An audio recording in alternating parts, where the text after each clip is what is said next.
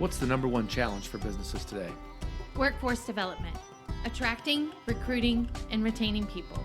And that's why we created this podcast, designed for the frustrated CEO, the under-resourced recruiter, or the overworked manager, to give you the tools to tackle those WTF moments. It's time to open another workforce therapy file. And thanks for joining us as we wrap up our three-part series where we're talking about peeling back the workforce onion. So we started off talking about process and the way some companies fail to prepare as they go into the process. We've talked about compensation packages and how those can be improved, how those can be better communicated, and how those expectations can be better set. And so today's file is going to focus on people. And with that, I'm going to hand it off and let's go ahead and jump in and talk about people. Well, we have peeled a few layers off this onion so far, and we are down to the core, which is our number one asset. Jamie, do you know what that is? I think it's your building. Oh, no. Products. I'm going with product. It's that technology that we spent all of our money on developing. No. It is people. What? It is our people, yes. We all know that. That's why we're here. That's why they call it human resources. Human seems like kind of a sterile way to say it, but we're saying people. So people. Today we're going to talk about all the different things involving people that we need to be focused on. So we think we've been saying here a lot, 1,000% when we really believe in something. And we all, this is the one thing, I mean, there are several things we all agree on, but this is one thing that we don't pull punches on. I mean, this is the whole reason we're doing this. So, Well, Jason, wouldn't you say that it's the reason why you have a company? I mean, what is a company? It's the people. Right. Because if you didn't have the people, you wouldn't have the product, you wouldn't have the service, you wouldn't have the thing. Somebody has to run the company. Somebody has to do the thing, make the thing, sell That's the right. thing. Fix that fancy technology when it doesn't work like it was planned. Absolutely. tape. Yep. Clean when it's all done, clean up the mess. So that's what we're talking about today. And the biggest thing, we shouldn't have to talk about it. We know it's the most important thing, but we're talking about it because this aspect of recruiting has changed, and it has changed drastically, and it has changed quickly. So over the course of the past 3 to 4 years, definitely over the last decade or two, it's been slowly shifting. But now we're in a different reality, and we have to change the way we do things. One of those things that has been affecting it for some time and has been expedited is the changing of the guard, let's say. The boomers are leaving. They're retiring. They are the wealthiest generation that has ever lived. They are inheriting more money than any other generation has ever inherited. And when COVID hit, some of them just said, forget it. I'm done. I have enough. I don't have to be rich. I can coast. I'm doing it. I was grandfathered into that pension. Mm-hmm. Right. It definitely affected some decisions. Yep, absolutely. Well, I'm going to tell a quick story if I can. Please do. Can I like stories. tell a Yes, story? ma'am. So my dad started working at Philip Morris when he was 18 years old, and he retired after 30 years. And that's 30 what years. he did. Yeah. When he retired, so 18, 30 years, we can do math, right? Mm-hmm. So young. He went and learned how to drive a dump truck, an 18-wheeler, and dig hose because that's what he wanted to do all of his life. Yeah. That's what he said. I said, well, Dad, why were you at Philip Morris for 30 years if all you wanted to do was drive a truck, drive a dump truck, and dig holes? He said, well, I had to because that's what you did.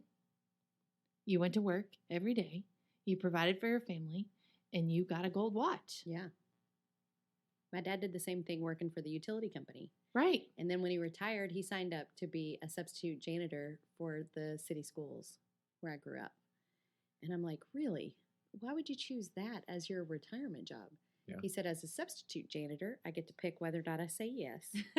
And if I'm not doing it there, your mom's going to have me doing all that here. Mm-hmm. Mm-hmm. So it was a really cool opportunity there to come up with another plan. Well, shout out to Rick Heflin, my dad, Yeah. starting his 50th year Oh, wow. working for John Deere.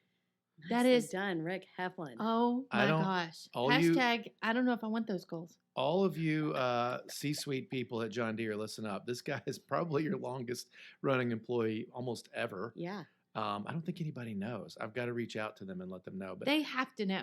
they have Somebody to. in HR, please, for the love of God, Yes. find this person, and he needs a gold watch for everyone in his family. Don't Yeah. send him a $50 Starbucks gift card. No. please. In fact, if Yeah. you want us to help you find a statue carver, I feel like we could do that. an What ice is it? and Maybe- ice carving. Maybe 'cause a that melts. tree. We You need know like how a they do full-on the statue. tree Yes. can do the Ooh, tree a things now. tree. out in the front of John I think Deere. Rick Heflin would like that. I don't That even would know be Rick Heflin, appropriate. but I He feel like doesn't would want like any that. accolades. He doesn't want to be recognized. He's Rick one of is already those. mad at us, is what Well, he's saying. But that goes back to the point. Boomers, very different than Gen Z. What does 100%. What does Gen Z want? 1,000%. Let's talk about that for a minute. Gen Z wants the opportunity to work from Spain because they got a 12-hour gig, Mhm. right? And they want to be able to keep their job, work part-time, and return back full-time when they're ready. Yeah. Like, those are the things. Gen Z, and it's interesting because boomers will talk about Gen Z as though this is a non-working generation and can't get anybody who wants to work.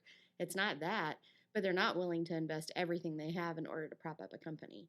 They want right? to change what work means. Absolutely. That's right. And It's an admirable But goal. they work it- really hard whenever they are yes. engaged and Yeah. doing the And, work. and an example of Gen Z, I know several that fall into that category that only work from August 15th until January 15th at UPS. They work their butts off. They make enough money in that time to live the rest of the months of the year however they want, wherever they want. In their RV, making their TikToks. Exactly. And that's all they want to do. Right. The thought of being handcuffed to someone, an organization, Yeah. is why would you do that? Yeah. And remember, we have to remember for those of us who are not Gen Z, we have to remember this generation is a product of their environment.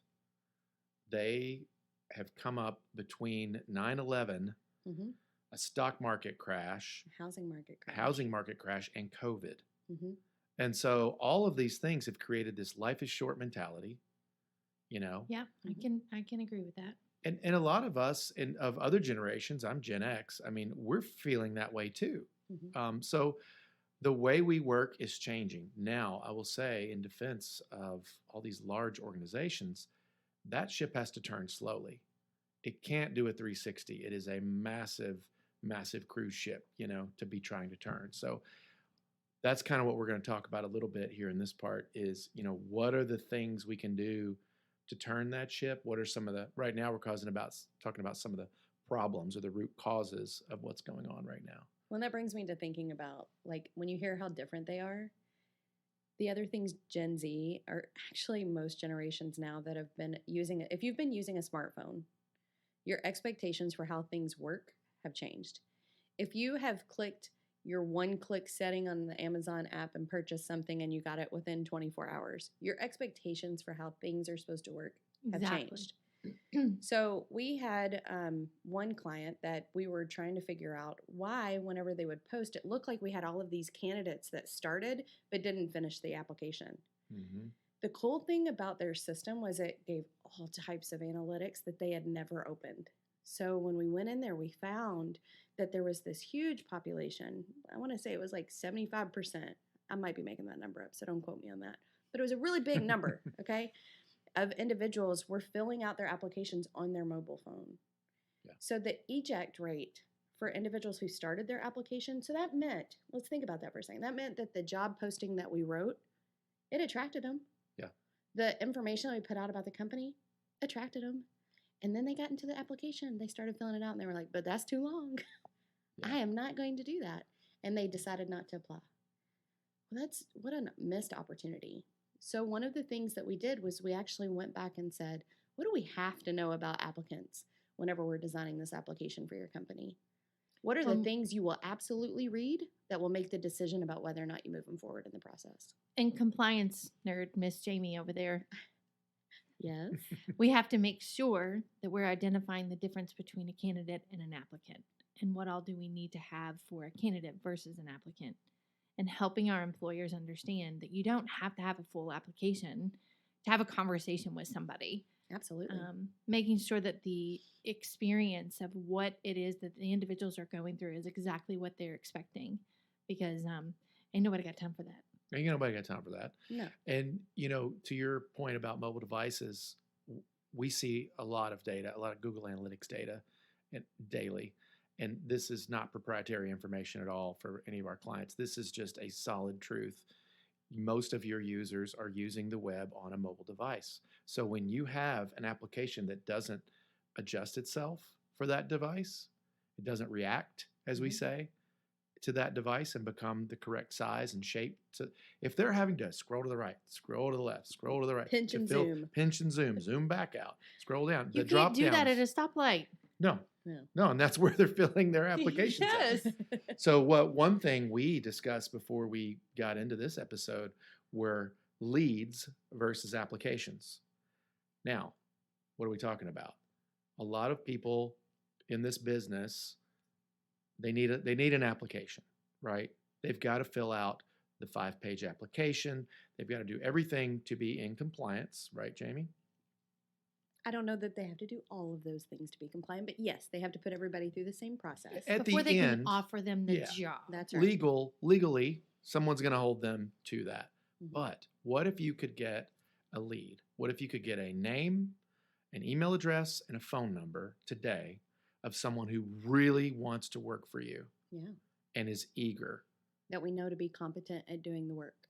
So let's say you could get that person. Yeah. Are you willing to have a conversation with them? And when I say conversation, it could be text, it could be email. Yeah. You could do some automated email, Absolutely. automated text responses to keep them warm Yeah. until you can get on the phone with them and do a couple qualifying questions. What about this? What about that? Do you know how to do this? Have you ever done this before? And if they fit those 3 or 4 qualifying questions, put them into the application. We would love to know more about you. I need you to fill this application out. Yeah.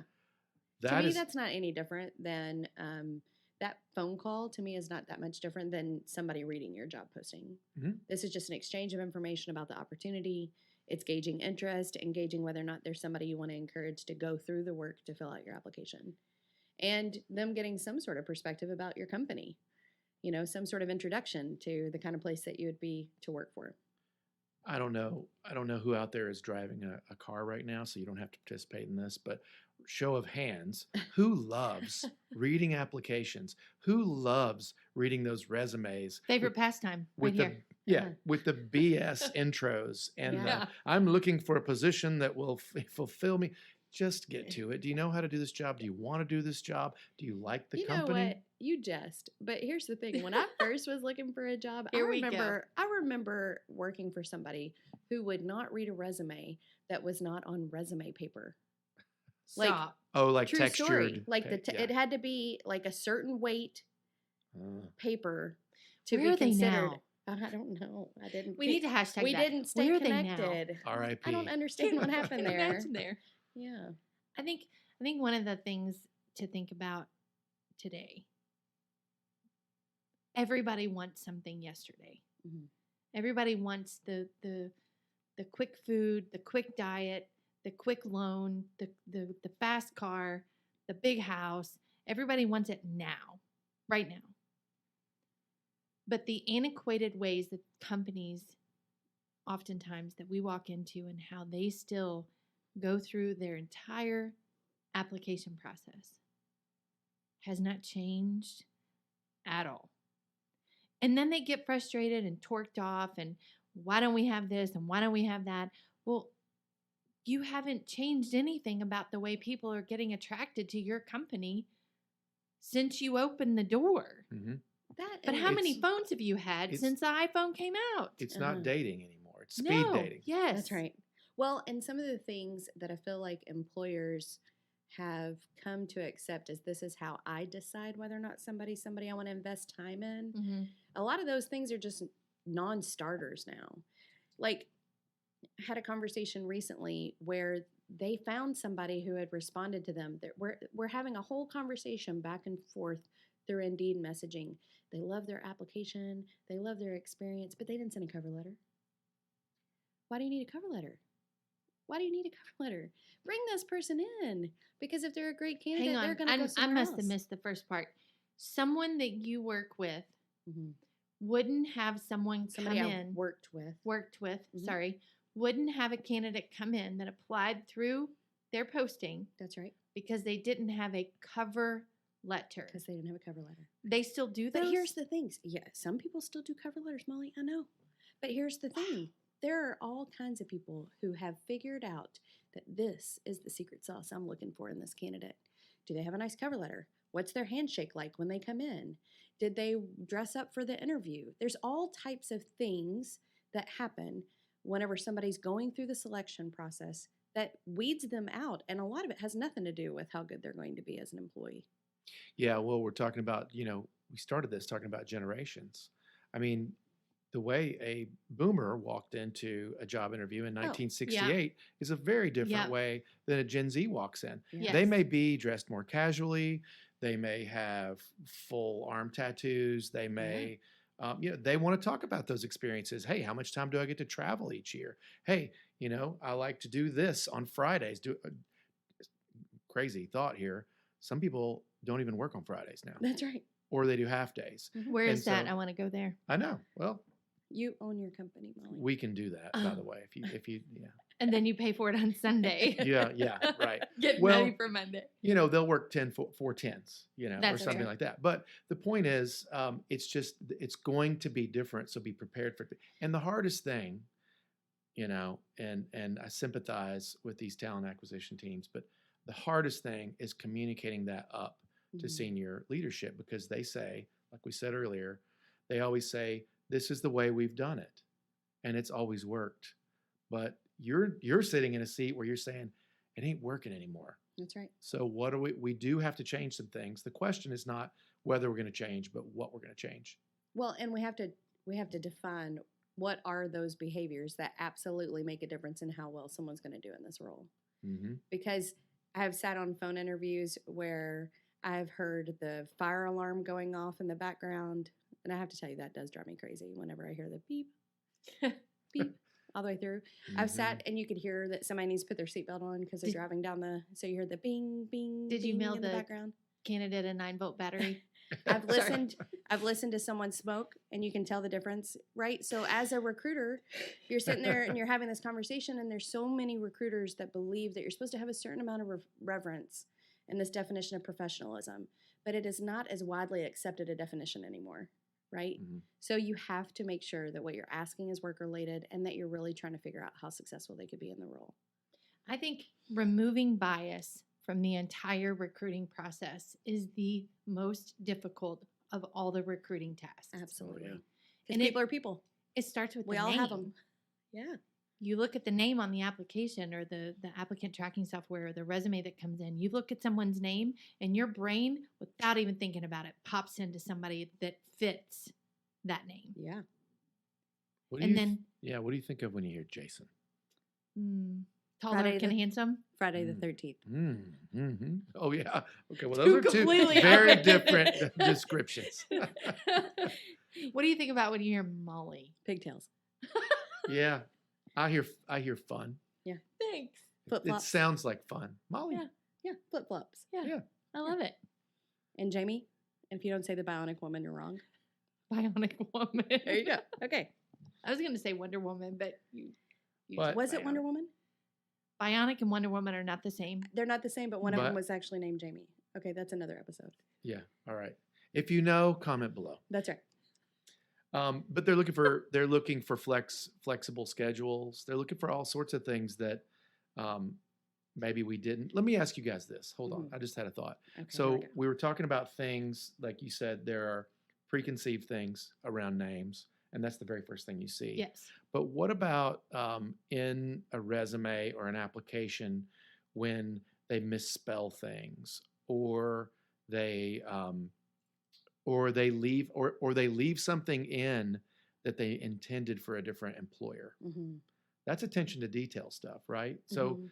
how do you parse that out? Because sometimes you want to say, Hmm. oh, well, maybe they were having a rough day. And then other ways you're like, you know what, they're going to have to be very precise in this position they're going to be in. So maybe time it's that. Confessions of Jamie Swain. Here we You go. just hit my two biases. I can't stand misspelled words. They crawl all over. And in fact, Mhm. sometimes my brain is wired not to even continue reading. But I also have recognized that when it comes to spelling, that I'm at a different percentile than the average applicant. I've recognized that. Because I'm pre-K and you're probably post-grad. I just really like writing, and I think grammar matters, and so it's important to me. That doesn't necessarily mean that it's necessary for everyone. Yep. Now, this would be a prime example of bias because for me, I myself probably wouldn't even have noticed Right. because I read so fast and every other word and every other sentence that you being much more meticulous in that resume reading than this would be an example of bias. Absolutely. I also wonder, in some instances when you read a resume, people can craft their own resumes. For sure. They can leave out positions they had. They can extend sections of the resume that apply to what the job that they're applying for. That's right. And so when they don't do that, that makes me question their common sense, abilities. Why But didn't I'll you build tell this you- resume to get the job? Why did you talk about working at a fast food restaurant when this is a manufacturing facility? Because they're applying for 10 jobs at one time. That's right. Yeah. But I also think we have to think that we aren't hiring, unless you are an organization that's hiring resume writers or professional interviewers, That's right. then you have to make some concessions for the experience. You just have to. Mm-hmm. And I think it's really important to try to figure out where are those places where it absolutely matters and it doesn't. And that's- Well, one of the things that we do at Incipio when we go into an organization is we talk about your expectations for your customer, your consumer, whatever it is that you want them to know and do, and have the patience to deal with your customer that's buying your product. You have to have that same patience for your people. Yep. You have to have that same veil of understanding for their growth. Because again, even if you're interviewing a baby boomer versus a Gen Z, they're going to interview completely different ways, but I can guarantee you that the boomer is going to interview 100%, 1000% different than the Z. Yeah. Yes. Yeah.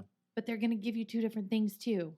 The Yes. boomer's going to put the head down, do the work, and the Z's going to say more like a 2-year-old. Well, why? So understand the value of the individuals that you're attracting into your organization and why you need them both, Mhm. and let all that other stuff go.